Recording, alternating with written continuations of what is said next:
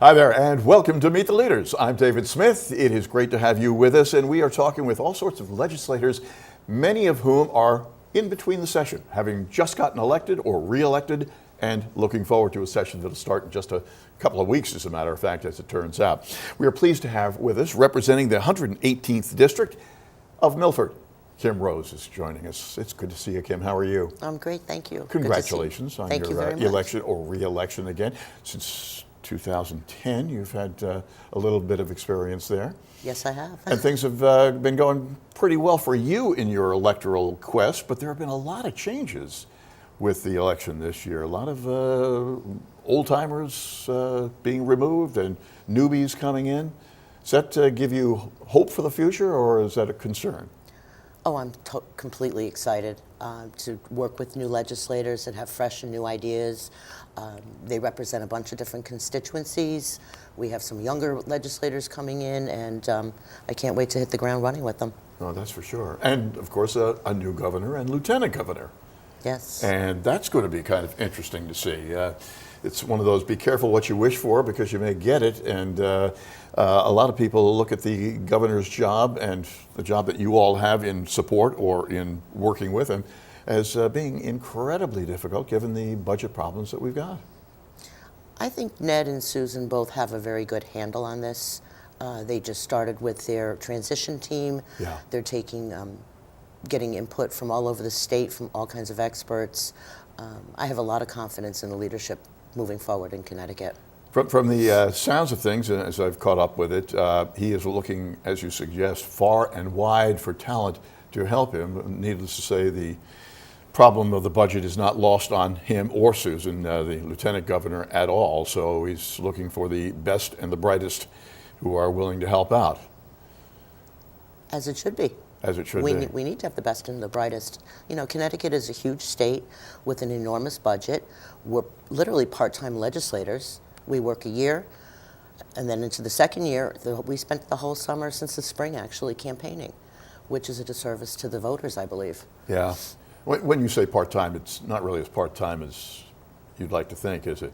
Oh no, it's well more than a full-time job year-round, but we're considered part-time. Long and hard, yeah, it is considered part-time, but in real life, you don't escape constituents, nor yet the problems that the state has that you all are called upon to solve.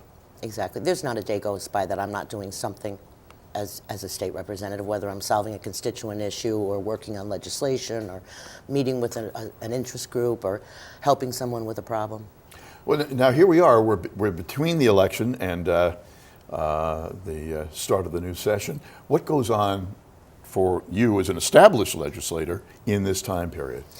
Right now I'm working on drafting legislation of things that I'll be introducing next year, or next session. Well, can you tip us off as to some of the things that you'd be interested in? I know you've been concerned about tolls, as many are, and not a big fan.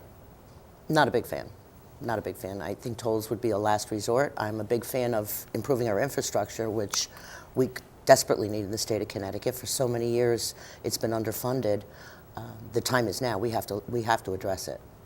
Well, now that the election is over and the lockbox portion of the ballot passed seemingly overwhelmingly, does that give you some hope?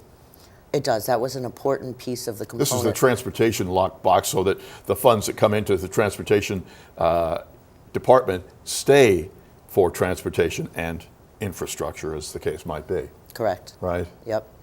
Is there hope that it really will end up being that in spite of the people suggesting, yes, they want it that way?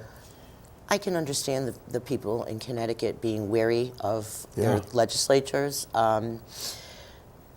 We don't have a good past history of funding pensions or tolls or infrastructure, but that was our intent last year, to put that on the ballot so that we can, if tolls do come in or any funds come in for the transportation funds, it's used for that purpose only.